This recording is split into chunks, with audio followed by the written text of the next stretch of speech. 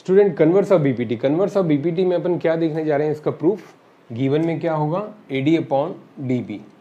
Okay student, AD upon DB equal to A upon EC, और prove क्या करना है, D is parallel to BC, क्योंकि आपको पता है बीपीटी क्या था, when line this D is parallel to BC then ratios are equal, but in converse ratios are equal and lines are parallel, prove करना है ratios are equal।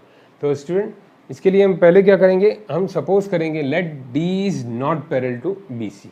Okay student, let DE is not parallel to BC, D अगर parallel to BC के नहीं है तो कोई और एक लाइन सपोज कर लेंगे हम।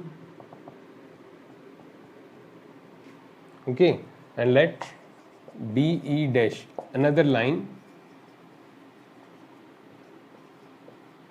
parallel to BC, DE parallel to BC के नहीं है, वो हमें प्रूव करना है। ओके ये हमें प्रूव करना है, तो हम ये सपोज कर लेते हैं कि DE parallel to BC के नहीं है। अगर ये नहीं है तो एक दूसरी लाइन DE dash सपोज कर लेते हैं।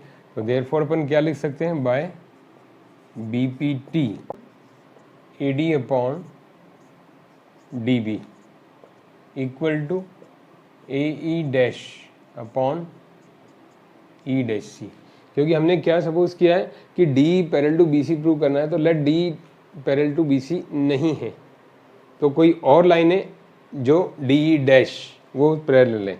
तो ये हो गया, ये कैसे हुआ, बाय बीपीटी, जब ये पैरेलल है तो यहाँ तो बीपीटी अप्लाई कर सकते हैं, AD upon DB equal to A dash upon E dash C. Okay student, but क्या गिवन है, AD upon DB equal to A E upon E C, ये कहाँ से आया, दिस इज गिवन, ये गिवन है और ये हमने बीपीटी से लिखा इक्वेशन 1 एंड 2। और अगर हम इनको कंपेयर करें फ्रॉम 1 एंड 2 तो क्या होगा, देखिए student, AD upon D B LHS में एक ही है, तो क्या लिख सकते हैं, A E dash upon E dash C is equal to A E upon E C. Okay student, जब ये बाय बीपीटी है, क्यों है बाय बीपीटी इक्वल, क्योंकि ये पैरेलल है। अगर ये पैरेलल है और ये इक्वल है और ये गिवन है तो दोनों का LHS इक्वल है, तो RHS इक्वल होगा। अब इसमें हम 1 ऐड करें, add 1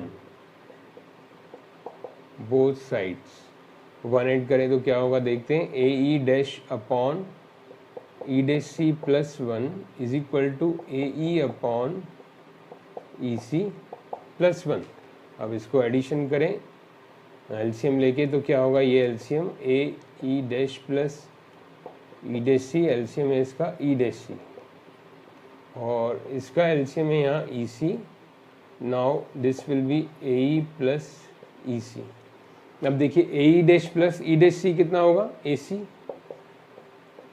ये upon E dash C, LHS में A E dash plus E dash C whole A C, और ऐसे ही ए ई प्लस ई सी, ये भी क्या होगा, A C upon E C, A C cancel, therefore E dash C is equal to E सी।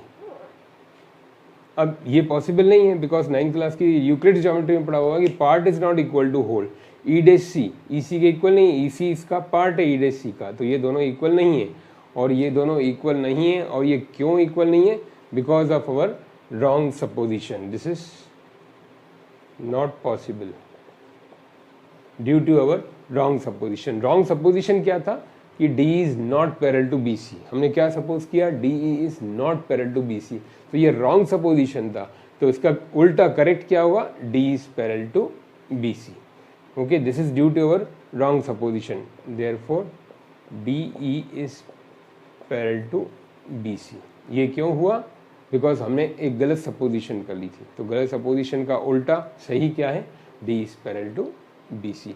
इसको student contradiction method बोलते हैं, ये पहले गलत को सपोज करना फिर उसको गलत साबित कर देना। ओके स्टूडेंट, प्रैक्टिस करिए इसकी अच्छे से, और एक्सरसाइज में, एग्जांपल्स में किसी में भी डाउट हो आप कमेंट सेक्शन में लिखिए। Thank you student.